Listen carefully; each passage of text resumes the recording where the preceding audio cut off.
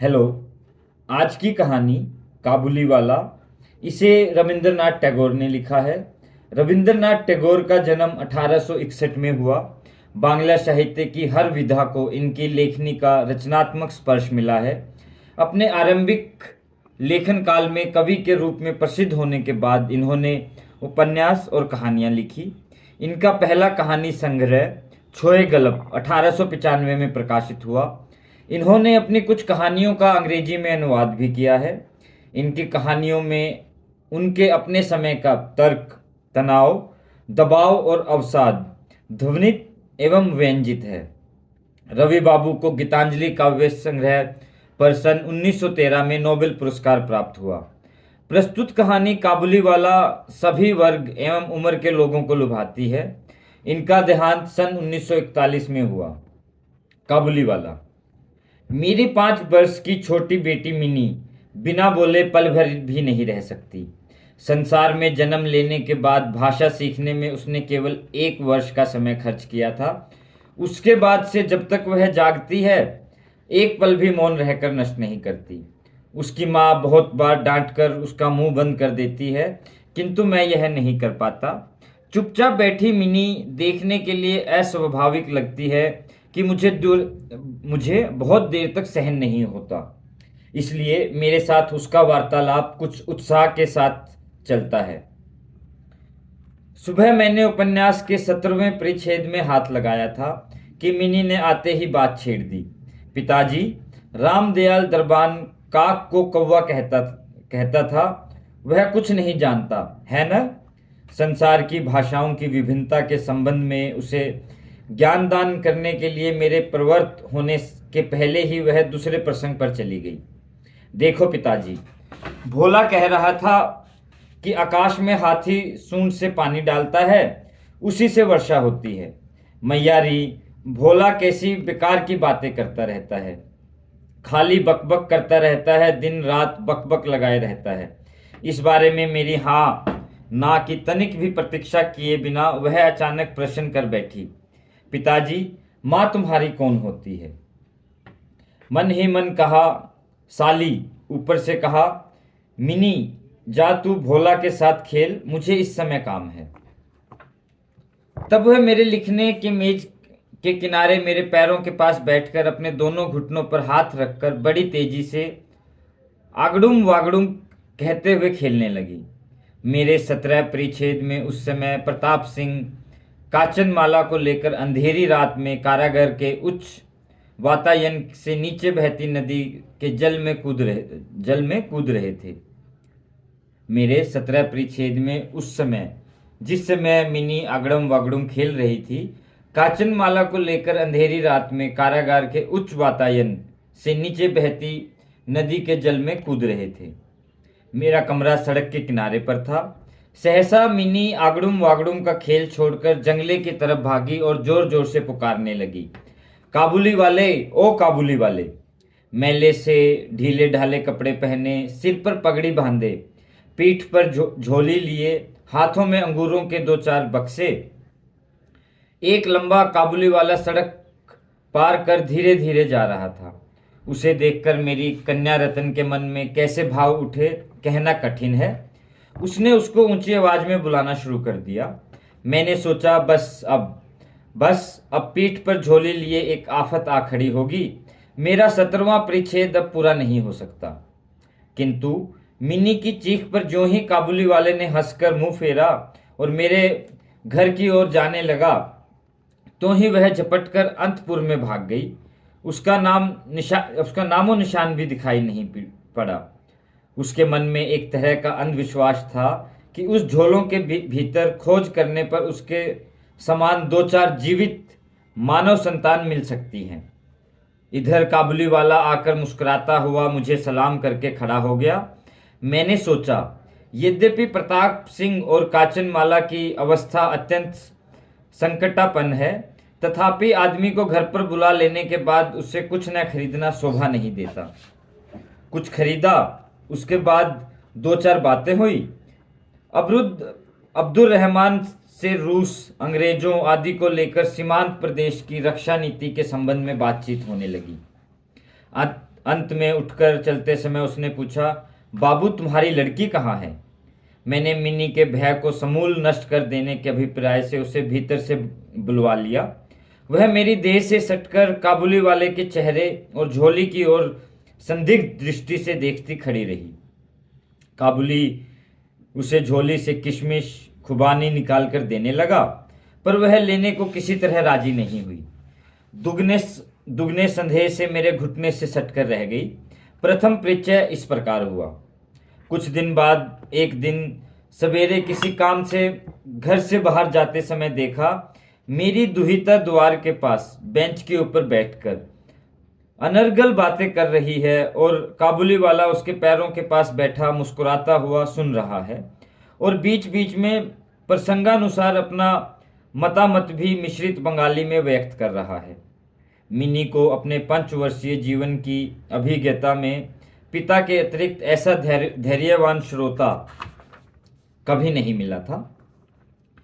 मैंने यह भी देखा कि उसका छोटा आंचल बादाम किशमिश से भरा था। मैंने काबुली वाले से कहा, उसे यह सब क्यों दे दिया, अब फिर मत देना, और मैंने जेब से एक अठन्नी निकालकर उसको दे दी। बिना संकोच के अठन्नी लेकर उसने अपनी झोली में रख ली। घर लौटकर देखा, उस अठन्नी को लेकर पूरा झगड़ा मचा हुआ है। मिनी की माँ सफ़ेद चमचमाते हुए गोलाकार पदार्थ को लेकर कड़े स्वर में मिनी से पूछ रही थी, तुझे यह अठन्नी कहाँ से मिली? मिनी कह रही थी, काबुली वाले ने दी है। उसकी माँ कह रही थी, काबुली वाले से अठन्नी लेने तू क्यों गई? उसकी माँ ने कहा, काबुली वाले से अठन्नी लेने तू क्यों गई? मिनी ने रोने की तैयारी करते हुए कहा, मैंने मांगी थोड़े ही थी, उसने समय दे दी। मैंने आकर आपस विपाद से मिनी को उदार किया और उसे बाहर ले गया। पता लगा काबुली वाले के साथ मिनी की यह दूसरी मुलाकात हो, ऐसा नहीं था।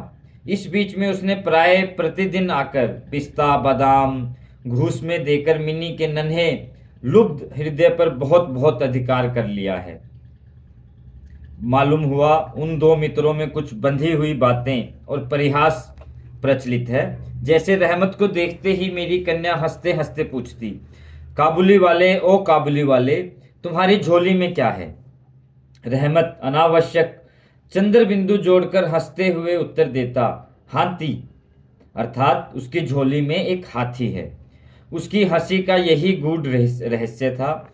यह रहस्य बहुत ज्यादा गूढ़ था, यह तो नहीं कहा जा सकता, किंतु इस परिहास से दोनों ही काफी विनोद का अनुभव करते थे। और शरतकाल के प्रभात में एक वयस्क और एक अप्राप्त वयस्क शिशु का सरल हास्य देखकर मुझे भी अच्छा लगता। इनमें एक और बात प्रचलित थी। रहमत मिनी से कहता, मुन्नी, तुम क्या ससुराल कभी नहीं जाओगी? बंगाली परिवार की लड़की जन्म काल से ही ससुराल शब्द से परिचित रहती है, किंतु हम लोगों के कुछ आधुनिक ढंग के लोग होने के कारण शिशु बालिका को ससुराल के संबंध में परिचित नहीं कराया गया था। इसलिए वह रहमत के अनुरोध को ठीक से नहीं समझ पाती थी। फिर भी प्रश्न का कुछ न कुछ उत्तर दिए बिना चुप रह जाना उसके स्वभाव के बिल्कुल विपरीत था। वह उलटकर पूछती थी, तुम जाओगे ससुराल? रहमत काल्पनिक ससुर के प्रति खूब मोटा घूंसा तानकर कहता, मैं ससुर को मारूंगा। सुनकर मिनी ससुर नामक किसी एक अपरिचित जीव की दुर्व्यवस्था की कल्पना करके खूब हंसती। शुभ शरतकाल था। प्राचीन काल में राजे महाराजे दिग्विजय के लिए इसी ऋतु में निकलते थे। मैं कलकत्ता छोड़कर कभी कहीं नहीं गया, किंतु इसी से मेरा मन पृथ्वी भर में चक्कर काटता फिरता है। मैं मानो अपने घर के कोने में चिर प्रवासी हूँ। बाहर के जगत के लिए मेरा मन सदा विकल रहता है। विदेश का कोई नाम सुनते ही मेरा मन दौड़ पड़ता है। उसी प्रकार विदेशी व्यक्ति को देखते ही नदी पर्वत अरण्य के बीच कुटी का दृश्य मन में उदित होता है और एक उल्लासपूर्ण स्वाधीन जीवन यात्रा की बात कल्पना में साकार हो उठती है। दूसरी ओर मैं ऐसा उद्भिज प्रकृति हूँ कि मैं अपना कोना छोड़कर बाहर निकलते ही सिर पर वज्राघात हो जाता है। इसलिए सुबह अपने छोटे कमरे में मेज के सामने बैठकर इस काबुली के साथ बातचीत करने से भ्रमण का मेरा काफी काम हो जाता। दोनों ओर बंधुर दुर्गम दग्ध रक्तवर्ण उच्च गिरि श्रेणी, बीच में संकीर्ण मरुपथ, भार से लदे ऊंटों की चलती हुई पंक्ति, साफा बांधे वणिक, पथिकों में से कोई ऊंट के ऊपर कोई पैदल, किसी के हाथ में बलम, किसी के हाथ में पुरानी चाल की चकमक जड़ी बंदूक। काबुली मेघ मंदिर स्वर में टूटी फूटी बांग्ला में अपने देश की बातें कहता और उसकी तस्वीर मेरी आंखों के सामने आ जाती। दोनों ओर बंधुर दुर्गम दग्ध रक्तवर्ण उच्च गिरि श्रेणी, बीच में संकीर्ण मरुपथ, भार से लदे ऊंटों की चलती हुई पंक्ति, साफा बांधे वणिक, पथिकों में से कोई ऊंट के ऊपर कोई पैदल, किसी के हाथ में बलम, किसी के हाथ में पुरानी चाल की चकमक जड़ी बंदूक। काबुली मेघ मंदिर स्वर में टूटी फूटी बांग्ला में अपने देश की बातें कहता और उसकी तस्वीर मेरी आंखों के सामने आ जाती। मिनी की माँ बहुत शंकालु स्वभाव की महिला थी। रास्ते में कोई आवाज सुनते ही उन्हें लगता धरती के सारे शराबी उन्हीं के घर को लक्ष्य बनाकर दौड़े चले आ रहे हैं। यह पृथ्वी सर्वत्र चोर, डकैत, शराबी, सांप, बाघ, मलेरिया, शूक, कीट, तिलचट्टों और गोरों से परिपूर्ण है। इतने दिन, बहुत अधिक दिन नहीं, धरती पर वास करने पर भी यह विभीषिका उसके मन से दूर नहीं हुई थी। रहमत काबुली वाले के संबंध में वे पूर्ण रूप से निसंशय नहीं थी। उस पर विशेष दृष्टि रखने के लिए उन्होंने मुझसे बार बार अनुरोध किया था। उनके संदेह को मेरे हंसकर उड़ा देने के प्रयत्न करने पर उन्होंने मुझसे एक एक करके कई प्रश्न पूछे। क्या कभी किसी के बच्चे चोरी नहीं हो जाते? काबुल देश में क्या दास व्यवसाय प्रचलित नहीं है? एक भीमकाय काबुली के लिए एक छोटे से बच्चे को चुरा ले जाना क्या नितांत असंभव है? मुझे स्वीकार करना पड़ा, बात असंभव हो ऐसा तो नहीं, किंतु अविश्वास्य है। मुझ पर विश्वास करने की शक्ति सब में समान नहीं होती, इसलिए मेरी पत्नी के मन में भय बना रहा। किंतु मैं इस कारण निर्दोष रहमत को अपने घर आने से मना नहीं कर सका। प्रतिवर्ष माघ के महीने के बीचों बीच रहमत अपने देश चला जाता। इस समय वह अपना सारा उधार रुपया वसूल करने में बड़ा व्यस्त रहता। दूर घूमना पड़ता, पर फिर भी वह मिनी को एक बार दर्शन जरूर दे जाता। देखने पर सचमुच ऐसा लगता मानो दोनों में कोई षड्यंत्र चल रहा हो। जिस दिन वह सवेरे नहीं आ पाता, उस दिन देखता कि वह संध्या को आ पहुंचा है। अंधेरे में कमरे के कोने में उसे ढीले ढाले कुर्ता पैजामा पहने, झोला झोली वाले उस लंबे आदमी को देखने पर मन में सचमुच ही अचानक एक आशंका उठती। किंतु जब देखता कि मिनी काबुली वाले कहती हुई हंसती हुई दौड़ी चली आती एवं उन दोनों असमान व्यय वाले मित्रों में पुराना सरल परिहास चलता रहता, तो हृदय प्रसन्नता से भर उठता। एक दिन सवेरे मैं अपने छोटे कमरे में बैठा प्रूफ संशोधन कर रहा था। विदा होने के पहले आज 2-3 दिन से जाड़ा खूब कंपा रहा था। चारों ओर एकाएक चित्कार मच गई थी। जंगले को पार करके सुबह की धूप टेबल के नीचे आकर मेरे पैरों पर पड़ रही थी। उसकी गर्माहट बहुत मीठी लग रही थी। लगता है 8 बजने का समय रहा होगा। सिर पर गुलबुंद लपेटे तड़के टहलने वाले प्राय सभी सवेरे की सैर पूरी करके घर लौट आए थे। तभी सड़क पर बड़े जोर का हल्ला सुनाई पड़ा। आंख उठाई तो देखा दो पहरे वाले अपने रहमत को बांधे लिए आ रहे हैं। उसके पीछे तमाशबीन लड़कों की टोली चली आ रही है। रहमत के शरीर तथा कपड़ों पर खून के दाग हैं और एक पहरे वाले के हाथ में खून से सना छुरा है। मैंने दरवाजे के बाहर जाकर पहरे वालों को रोककर पूछा, मामला क्या है? कुछ रहमत से सुनकर मालूम हुआ कि हमारे एक पड़ोसी ने रामपुरी चादर के लिए रहमत से कुछ रुपया उधार लिया था। उसने झूठ बोलकर रुपया देने से इनकार कर दिया और इसी बात को लेकर कहा सुनी करते करते रहमत ने उसके छुरा भोंक दिया। रहमत उस झूठे को लक्ष्य करके भांति भांति की गालियां दे रहा था। तभी काबुली वाले पुकारती हुई मिनी घर से निकल आई। पलक मारते रहमत का चेहरा कौतुकपूर्ण हंसी से प्रफुल्लित हो उठा। उसके कंधे पर आज झोली नहीं थी, इसलिए झोली के संबंध में उसकी उनकी नियमित आलोचना नहीं हो सकी। मिनी ने छूटते ही उससे पूछा, तुम ससुराल जाओगे? रहमत ने हंसकर कहा, वहीं जा रहा हूं। देखा उत्तर उत्तर मिनी को विनोदपूर्ण नहीं लगा। तब वह हाथ दिखाकर बोला, ससुर को मारता पर क्या करूं, हाथ बंधे हैं। घातक प्रहार करने से अपराध में रहमत को कई वर्ष की जेल हो गई। उसकी बात करीब करीब भूल गया। हम जिस समय घर में बैठकर सदा के समान नित्य नियमित काम के एक के बाद एक दिन काट रहे थे, उस समय एक स्वाधीन पर्वतचारी पुरुष कारा प्राचीर में किस प्रकार वर्ष बिता रहा था, यह बात हमारे मन में उठी भी नहीं। और चंचल हृदय मिनी का आचरण तो अत्यंत लज्जाजनक था, यह उसके पिता को भी स्वीकार करना पड़ेगा। उसने स्वच्छतापूर्वक अपने पुराने मित्र को भुलाकर पहले तो नबी साइस के साथ साक्ष्य स्थापित किया। बाद में धीरे धीरे ज्यों ज्यों उसकी उम्र बढ़ने लगी, त्यों तो सखा के बदले एक एक करके सखियां जुटने लगी। यही नहीं, अब वह अपने पिता के लिखने पढ़ने के कमरे में भी नहीं दिखाई पड़ती थी।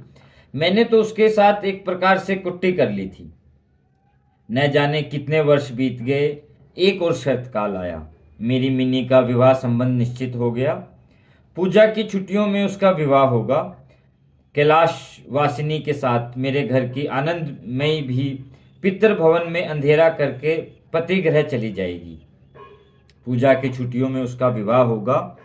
कैलाश वासिनी के साथ मेरे घर की आनंदमयी भी पितृ भवन में अंधेरा करके पति गृह चली जाएगी। अत्यंत सुहावना प्रभात था। वर्षा के बाद शरद की नई धूली धूप ने जैसे सुहागे में गलाए हुए निर्मल सोने का सा रंग धर लिया हो। यही नहीं, कलकत्ता की गलियों के भीतर के घुटनदार जर्जर ईंटों वाले सटे हुए मकानों पर इस धूप की आभा ने एक अपूर्व लावण्य बिखेर दिया था। आज मेरे घर में रात बीतते न बीतते ही शहनाई बज उठी थी। वह बांसुरी मानो मेरे हृदय के अस्थिर पिंजर में से क्रंदन करती बज रही हो। करुण भैरवी रागिनी में मेरा आसन वियोग व्यथा को सर्द की धूप के साथ समस्त संसार भर में व्याप्त कर रही थी। आज मेरी मिनी का विवाह था। सवेरे से ही बड़ी भीड़ भाड़ थी, लोग आ जा रहे थे। आंगन में बांस बांधकर मंडप ताना जा रहा था। घर के कमरों और बरामदों में झाड़ टांगने की ठक ठक आवाज हो रही थी। शोरगुल की हद नहीं थी।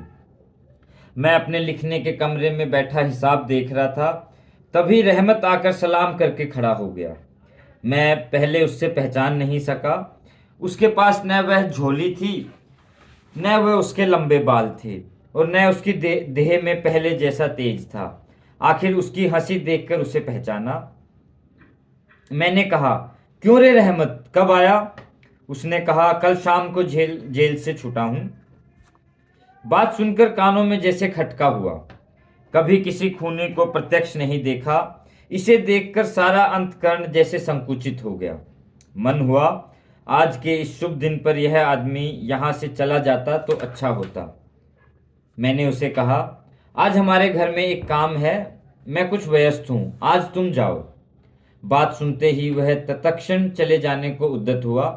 अंत में दरवाजे के पास पहुंचकर थोड़ा इधर उधर करके बोला, क्या एक बार मुन्नी को नहीं देख सकूंगा? कदाचित उसे विश्वास था मिनी अब भी वैसी ही होगी। मानो उसने सोचा हो मिनी अब भी पहले की भांति काबुली वाले करती दौड़ी आएगी। उनके उस अत्यंत उत्सुकतापूर्ण पुरानी हंसी विनोद की बातों में किसी प्रकार का अंतर नहीं होगा। यही नहीं, पुरानी मित्रता का स्मरण करके शायद उसने अपने किसी स्वदेशीय मित्र से मांग जांचकर वह एक डिब्बा अंगूर और कागज के ठोंगे में थोड़े से किशमिश बादाम जुटा लाया था। उसकी वह अपनी झोली अब नहीं थी। मैंने कहा, आज घर में काम है, आज और किसी के भी साथ भेंट नहीं हो सकेगी। वह मानो कुछ दुखी हुआ। चुपचाप खड़े खड़े एक बार स्थिर दृष्टि से उसने मेरे मुख की ओर देखा, सलाम बाबू कहकर दरवाजे से बाहर चला गया।